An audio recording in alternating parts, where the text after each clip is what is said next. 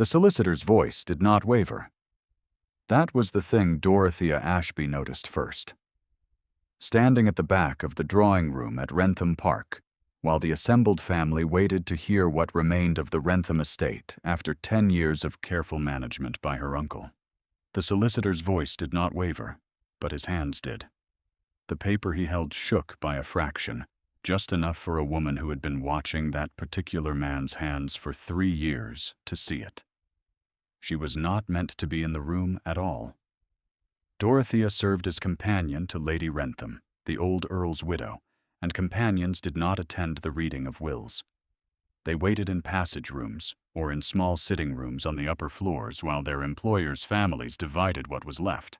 She had come only because Lady Wrentham had gripped her wrist that morning and said, in the voice she reserved for things that mattered, "Stay close, Dorothea. I do not trust the shape of what is coming." So she stood near the door, her back against the wainscoting, her hands folded, and watched the solicitor read from the document in front of him. The room was crowded. Her uncle, Mr. Clarence Ashby, occupied the chair nearest the fire, and his wife sat beside him with the particular expression of a woman who had already spent her inheritance in her imagination and was only waiting for the numbers to catch up. Their son Philip, Dorothea's cousin, stood near the window, turning a snuff-box over in one hand. He had the confident posture of a man who had been assured of something. At the other end of the room, half shadowed by the heavy curtains, stood a young man Dorothea had seen only once before, 3 years ago, when she had first arrived at Wrentham Park as Lady Wrentham's new companion. She had been told then that he was the old Earl's nephew from the second line, a Mr. Nicholas Fairfield, and that he had no expectations from the estate. He had returned from the continent 6 months after his uncle's death, and been shown by her uncle Clarence a will that confirmed what everyone had understood. Wrentham passed to Clarence and thereafter to Philip, because Nicholas Fairfield's branch of the family had forfeited the entail through some procedural failure she had never been able to confirm. She had watched Nicholas Fairfield for 3 years. She had watched his stillness when he sat at dinner during the 2 occasions he had called at Wrentham Park, the way he received every piece of information without expression, the way his eyes moved across a room the way she had seen old soldiers' eyes move, registering everything and giving nothing back. She had watched him, and she had thought, without knowing quite why she thought it, that he did not believe the story he had been told. He was waiting for something. She was waiting too now, as the solicitor read. The document he read was not the will she had found. That was the thing about companions. No one thought they were listening. No one thought they were watching.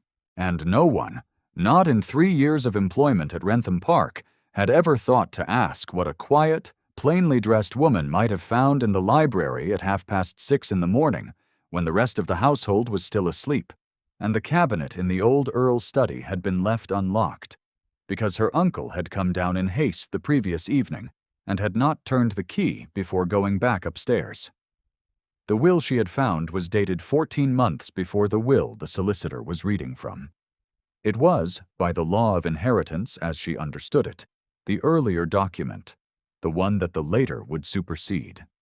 Except that the later document, the one her uncle had shown the solicitor, the one whose terms were currently being read aloud in the voice of a man whose hands shook, had been dated 3 days before the old Earl's death. And the will she had found in the cabinet, the one hidden behind a false panel she had located by accident when a volume of Cowper fell and she had reached to catch it, was dated 11 months before the Earl's death, but contained language the later will conspicuously lacked. It named a full restoration of Nicholas Fairfield's branch to the primary line of inheritance and a specific bequest of the entailed properties to Nicholas himself, in recognition of his management of the Wrentham affairs during the Earl's long illness. She had spent 3 nights reading both documents by candlelight. She was not a solicitor. She was not a barrister. She had spent her childhood in her father's library, and her father had been a country lawyer.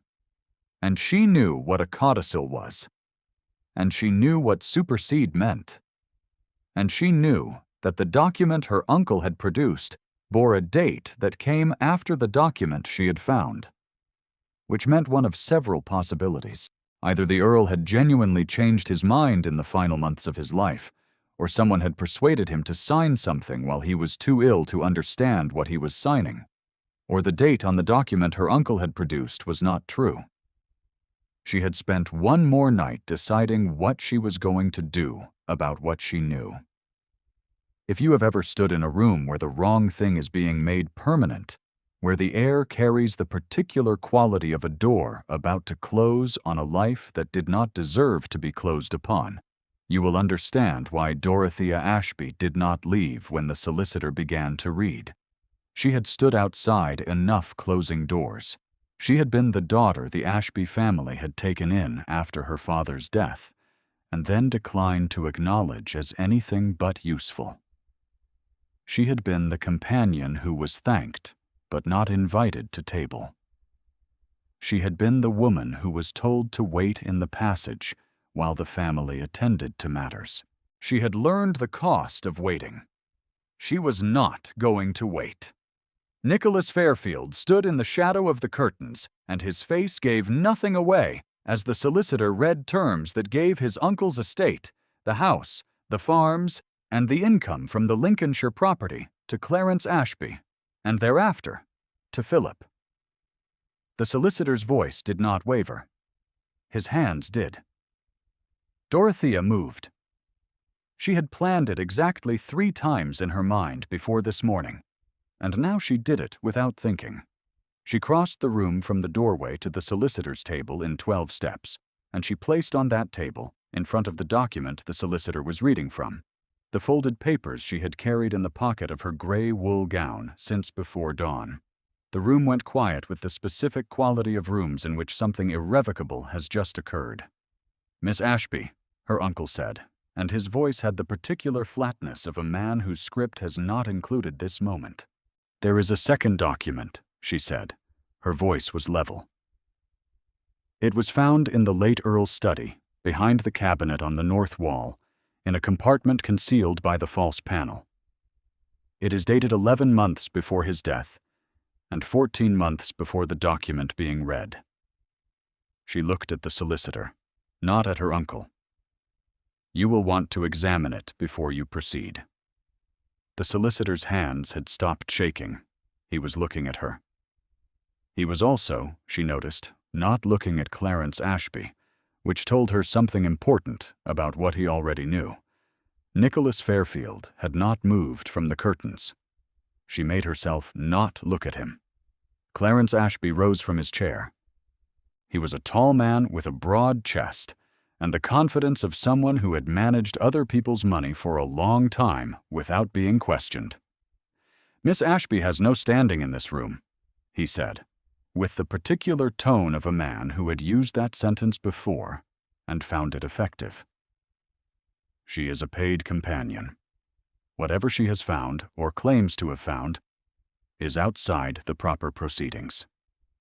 Her standing in this room is not relevant to the document," the solicitor said, and Dorothea noted that his hands were very still now. "The document's standing is determined by its contents and its date, not by who presents it." There was a sound from the window. She looked then, because she could not help it. Nicholas Fairfield had stepped out of the shadow. He was 33, she thought, or thereabouts, tall in the way of men who have learned to stand in rooms where their presence is contested, with dark hair cut shorter than fashion currently preferred, and a face that might have been carved by someone who valued accuracy over ornament. He had a faint mark through the left brow, the kind left by an old cut, and his jaw held the particular set of someone who had spent time controlling his expression so thoroughly that the control had become the expression. His coat was not new, but it was well made, and he held himself with the particular stillness of a man who had been waiting for a long time and had now arrived at something. He was looking at her.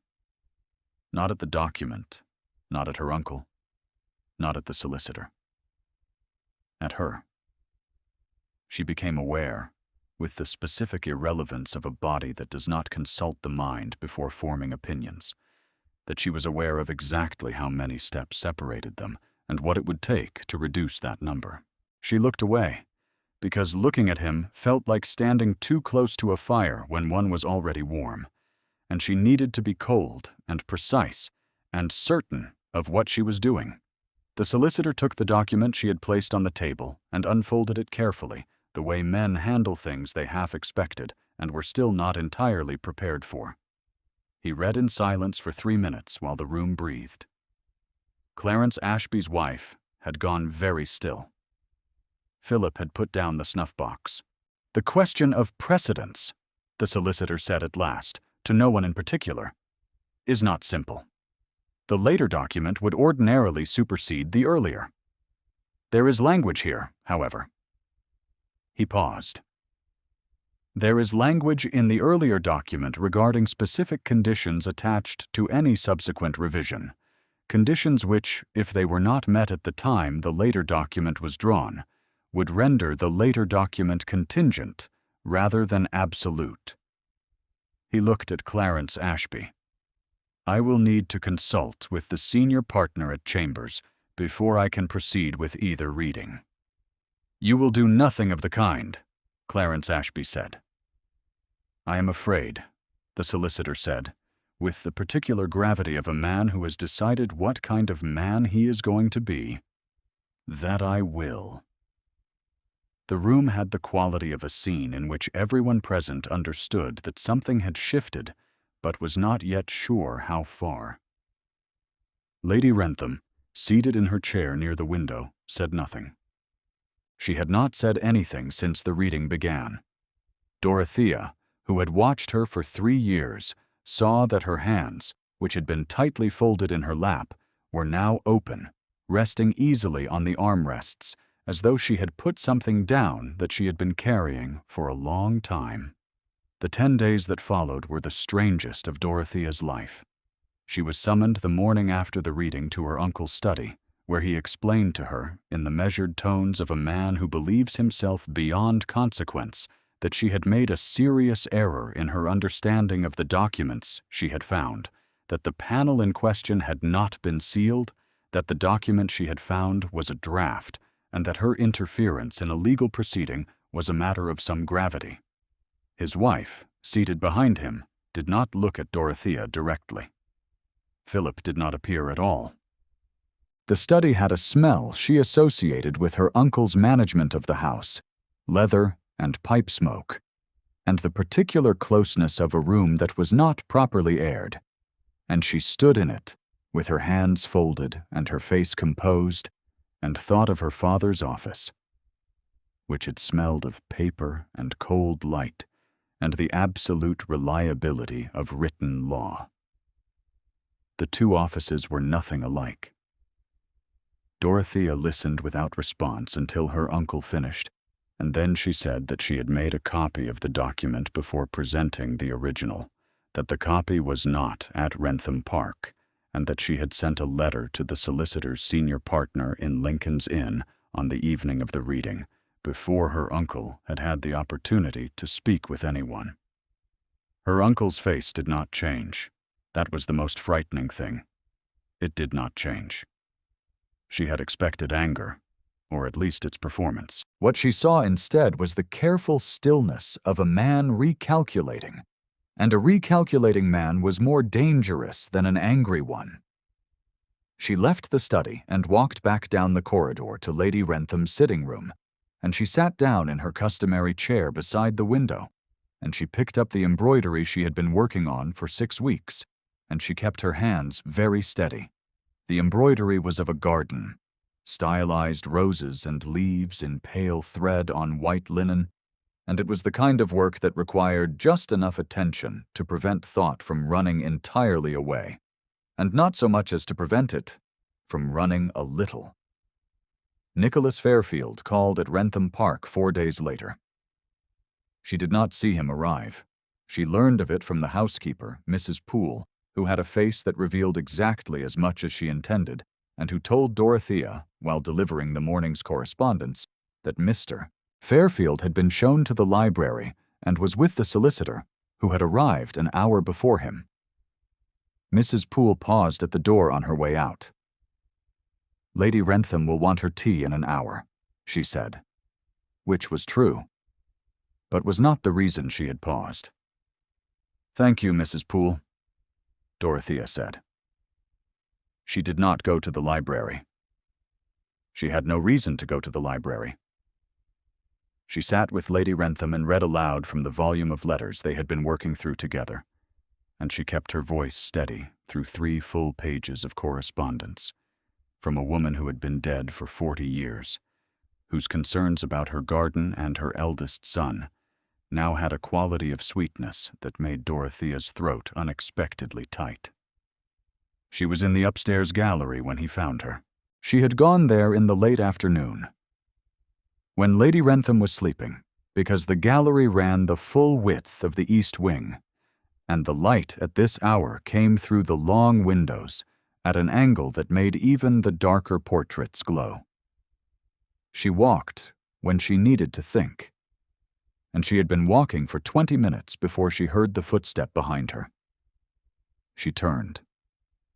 Nicholas Fairfield stood at the entrance to the gallery, his hat in his hands. He had not, apparently, been shown there by anyone. He had, apparently, found it himself. "Miss Ashby," he said. "Mr. Fairfield." Her voice was level. It cost her something. He came into the gallery slowly, the way a man enters a space he is not sure he has the right to enter. He stopped 6 feet from her, which was the proper distance, and he looked at her with the same expression she had seen in the drawing room during the reading, the one that gave nothing back. "I came to speak to you," he said. "Not to the solicitor, not to Lady Wrentham, to you." "I understood that." "Did you understand," he said, "that what you did in that room is not a small thing?" She waited.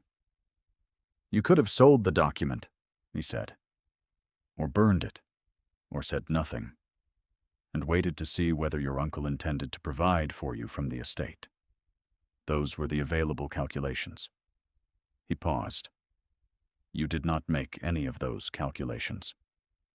"I made a different one," she said. "What calculation did you make?" She looked at the portrait behind him, a former Lady Wrentham in a white gown with her hand on a small dog, painted perhaps 80 years ago.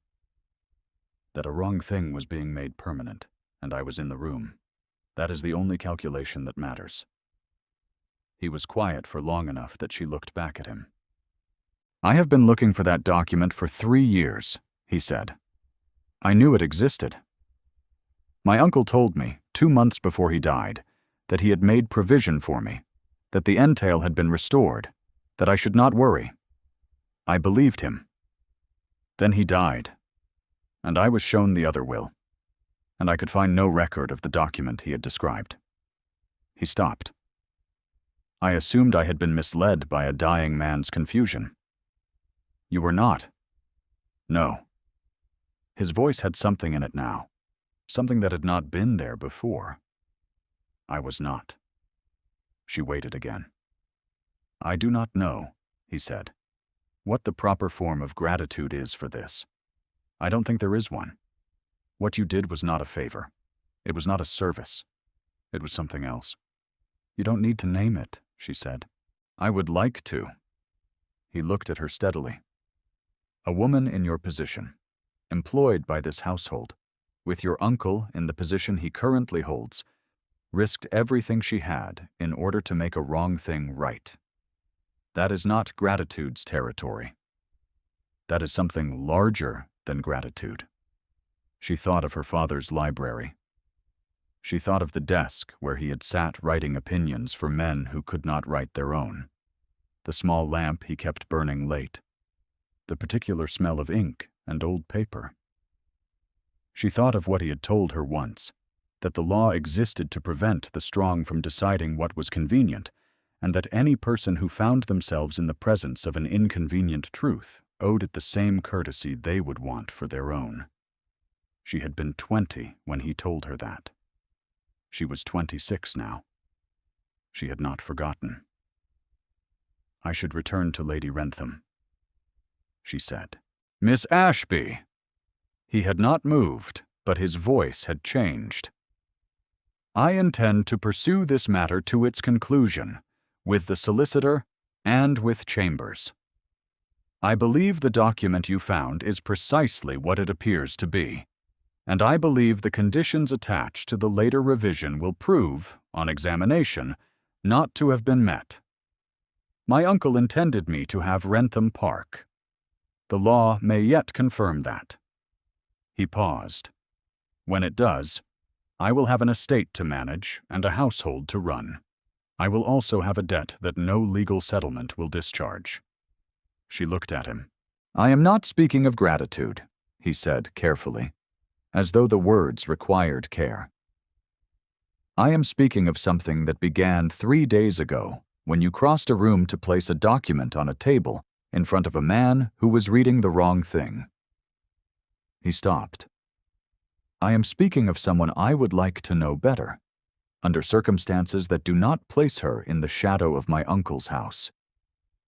The light through the gallery windows was long and golden, the particular quality of late afternoon in autumn that turned everything slightly amber, slightly precious, slightly like something that could not quite last. "That is very early," she said. "It is," he agreed. "I am asking permission to make it less early, over time."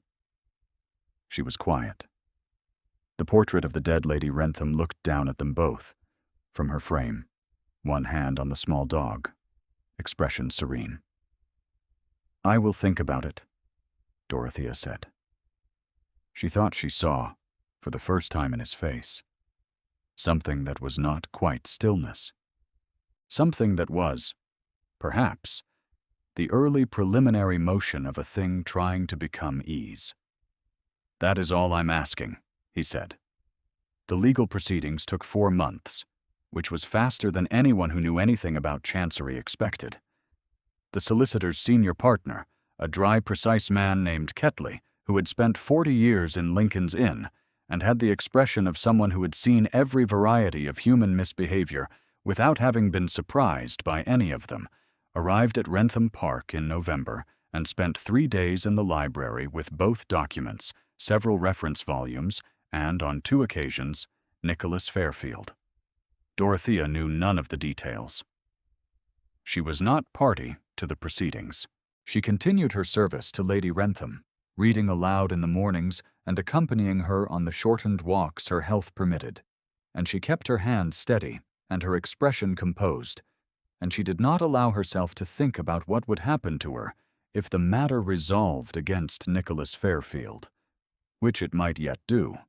Legal proceedings had their own logic and their own tendency to arrive at conclusions that bore very little relation to what had actually occurred. Nicholas Fairfield called at Wrentham Park 3 more times during those 4 months. Each time he was shown to the library. Each time he did not seek her out.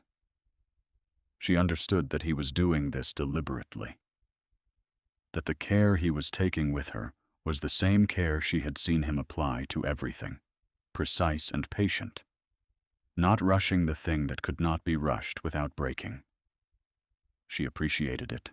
She also found it in the late evenings when Lady Wrentham was asleep and the house was very quiet, slightly maddening. The second time she saw him in the gallery, it was not accidental.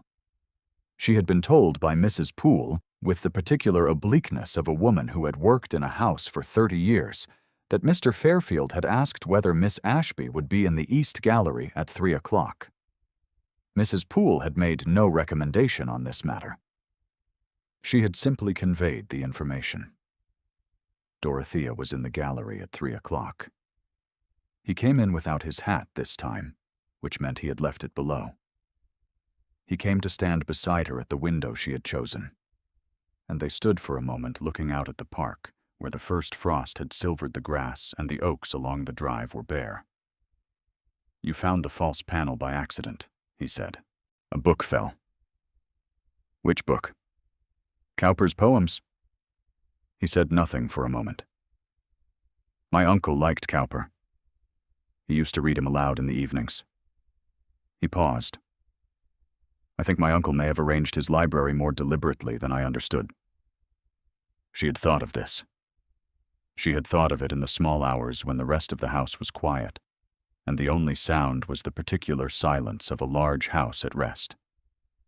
She had thought that a man who was dying, who feared for the disposition of what he loved, might leave certain things where they could be found by someone he trusted to find them. He could not have known I would be the one to find it, she said. No. He knew Lady Wrentham would choose someone careful. He trusted her judgment. Nicholas was quiet for a moment. He may have trusted that a careful person in a house managed by Clarence Ashby would eventually go looking for something. She thought about that. It had a quality of grief to it, and also of precision. A dying man who could not speak directly, who could only arrange the conditions under which the truth might surface. She thought of what it must have cost him to trust a process rather than a person, to hope that the right kind of attention would eventually pass across the right kind of hidden thing. He was right, she said. Nicholas turned to look at her. The light from the window was on his face, and she could see the lines of something that had lived a long time in that face, something careful and worn and patient. He was right, he agreed. They stood for a while longer at the window. The frost-silvered park lay below them, still and particular, the kind of afternoon that felt like the last of a season. She could feel the warmth that the window glass held from the weak winter sun, a faint radiation against the backs of her hands. And she was also aware, without looking directly, of the warmth that came from him standing not quite at arm's length beside her. The simple physical fact of another person in close proximity in a cold room. She had not, she thought, stood this close to him before. Not in the drawing room during the reading, where 20 feet had separated them. Not in the gallery during the first meeting, where he had kept the proper distance. Here, at the window, they were simply two people looking at the same thing, and the distance between them was only the width of a polite intention. I should like to know, he said eventually, what you intend to do when this is resolved. In either direction. I have not allowed myself to plan past it, she said. Why not? She considered the honest answer. Because the honest plans would all depend on the outcome, and I do not want to be a woman who has built her future on someone else's legal proceedings. He absorbed this with the seriousness she had come to understand was his default mode, the one she no longer read as coldness. That is very clear-eyed, he said. I am a country lawyer's daughter. We were clear-eyed by necessity. Would you be willing, he said after a pause, to let me make one observation about the future? She waited. I intend, regardless of how the legal matter resolves, to find out whether Miss Dorothea Ashby might be persuaded to have dinner with me in a setting that does not involve my uncle's solicitors or her uncle's house. He paused. That intention is not contingent. It is separate from the outcome. She felt the warmth of it before she permitted herself to think it. The particular warmth of a thing said without calculation, without safety, by someone who did not speak carelessly. She was aware, as he spoke, of a quickening in her chest that had no practical application and was entirely her body's own opinion, reached without her consultation. That is noted, she said. Is it accepted? She looked at him. He was very still. His hands were at his sides. He was not a man who performed anything, she thought, and she had been watching performed things long enough to know the difference. She had been watching this man specifically for 3 years, and she knew the quality of his attention and the quality of his stillness, and she knew, standing at this window, that the stillness was not absence. It was the most disciplined form of presence she had ever been in the proximity of, and it was directed entirely at her. "It is accepted," she said. The frost on the park below them lay in its silver stillness, and neither of them moved, and neither of them needed to. Mr. Ketley presented his formal opinion to the court in early December. Dorothea learned of this not from Nicholas, and not from the solicitor, but from Lady Wrentham, who received a letter one cold morning and read it at the breakfast table, and then set it down and looked at her folded hands for a long moment before looking up. The conditions attached to any subsequent revision of the will, Lady Wrentham said, required that the revision be executed in the presence of the Earl's own solicitor and 2 independent witnesses of majority. The later document was executed by 2 witnesses who were, at the time of signing, employed by Clarence Ashby. She paused. The court has found the condition unmet. The earlier document stands. Dorothea set down her own cup. Her hands were very steady. "Nicholas Fairfield is the heir to Wrentham Park," Lady Wrentham said. She looked at Dorothea with an expression that was not surprise. "I believe, my dear, that you already knew it should be so." She had known it. Not with certainty, because certainty was not available to her, and she had made her decision without the comfort of certainty. She had known only that the document she found said what it said, and that the wrong being done was real and specific and occurring in a room she was standing in, and that she was a country lawyer's daughter who had been taught that a person in possession of an inconvenient truth owed it the same courtesy they would want for their own. The morning light came through the breakfast-room windows and lay on the white cloth in long, bright stripes, and she thought of her father's lamp burning late over his papers, and she thought that he would have found this a very satisfying outcome. Clarence Ashby and his family departed Wrentham Park in the 2nd week of January. There was no scene. There was simply the departure, the carriage on the morning drive, the front door closed by a footman who had been employed by the house for 20 years, and who held the door handle with the particular careful dignity of a man returning something to its rightful place. Philip did not look back. His mother did, once, from the carriage window, with an expression that Dorothea, watching from the upstairs landing, chose not to analyze. Nicholas Fairfield arrived at Wrentham Park 4 days later, and did not leave. He arrived with a trunk and a quiet manner, and an immediate attention to the estate accounts that told Dorothea he had been thinking about Wrentham's management for considerably longer than 4 months. He took his meals with Lady Wrentham, who received him with the warmth of a woman who had chosen to stop pretending she was indifferent to the outcome. He spent long mornings with the steward in the estate office. He walked the farms in the afternoons, coming back with mud on his boots, and the specific expression of a man assessing what has been neglected and how long the repair will take.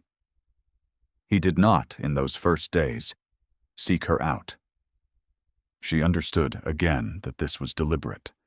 She was in the library on a Tuesday morning, returning the volume of Cowper to its shelf, when she heard him in the doorway.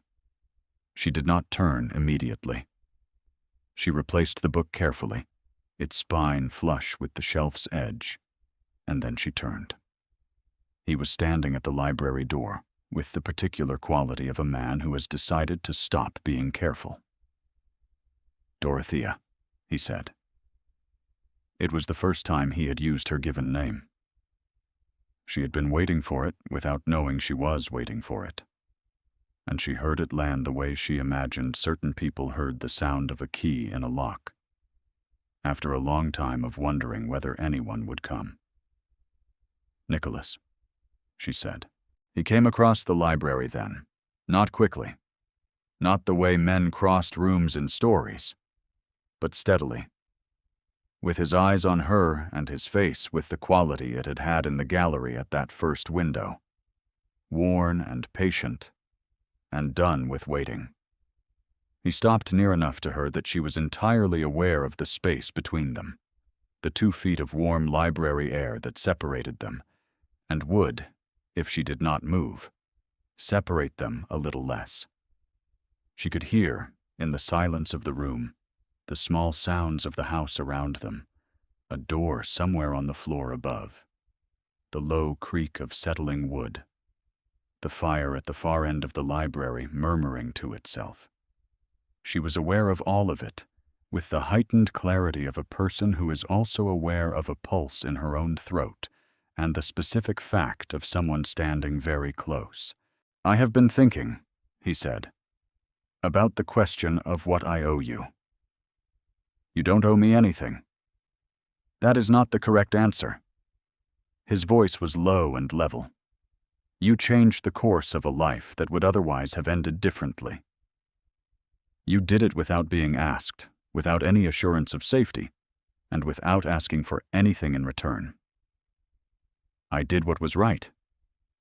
"You did what was right," he agreed, in the knowledge that what was right could cost you your position, your connection to this household, and any future your uncle might have been persuaded to arrange for you. He paused. "That is courage, Dorothea. Not as a compliment. As a fact." She heard him say her name again, and it did the same thing it had done the first time. "I would like to give you something worth having," he said. "I cannot give you back what you risked. I cannot make it safe retroactively. I can only offer you what I have, which is this house, and whatever I am, and whatever remains of a life that was almost lost." He looked at her with the expression she had been watching since the first drawing room, the one that gave everything back now, the one that had been waiting on the other side of that stillness all along. "That is not a small offer. It is not a calculated one. I want to be clear about that." She thought about calculation. She had made her own 3 nights by candlelight, and it had not been a calculation about reward. It had been a calculation about what kind of woman she intended to be when she came out the other side of whatever was waiting. She had come out this side. "It is not a small offer," she said. "No. I am not a woman who accepts things out of gratitude or necessity. I know. That is why I am asking, not offering." He was very close now. His hands were at his sides. He had not touched her. He would not touch her until she had answered. She knew this about him with the certainty of 3 years' observation. "Ask then," she said. "Will you stay at Wrentham Park, Dorothea? Not as a companion, not as an employee, but as the woman I intend to marry, if you are willing?" There was nothing in the room but the question and the steady quality of him, and the winter light coming through the library windows in long, pale bars, the same library where a book had fallen once, by accident or design, and started a thing that had now arrived here. She reached out and took his hand. His hand was warm and steady, and larger than hers in the way of a man who had worked an estate himself, rather than only managing one from a distance, and his fingers closed around hers, with a quiet precision that was entirely like him. She felt, in the moment of that contact, the specific weight of every morning she had spent at Wrentham Park, not allowing herself to plan past the uncertain conclusion of what she had done. It was a very considerable weight.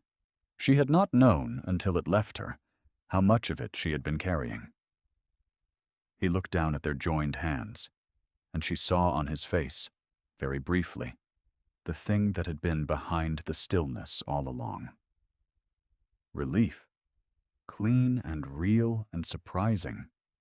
The expression of a man who had been braced for an outcome for so long that having a different one arrive required a moment to recognize. "Yes," she said. "I will stay."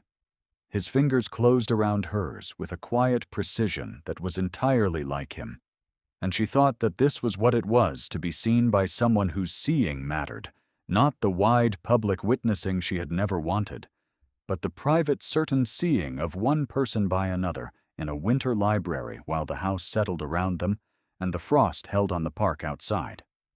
They stood for a while. Neither spoke. There was nothing that required words.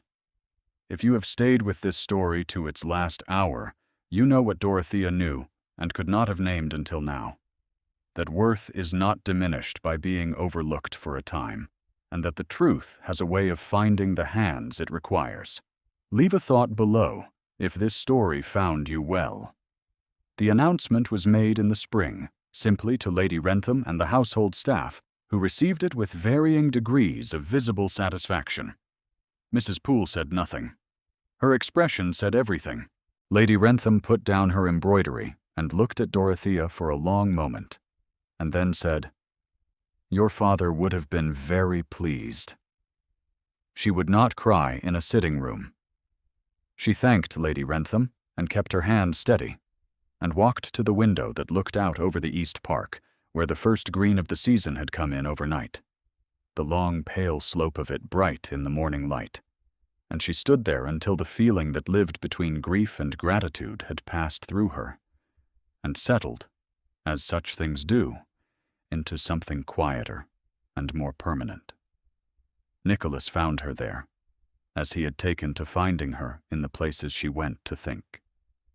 He came to stand beside her at the window, and said nothing, because he had learned, in the months of Wrentham's careful restoration, when she needed speech, and when she needed only the steady weight of his presence beside her.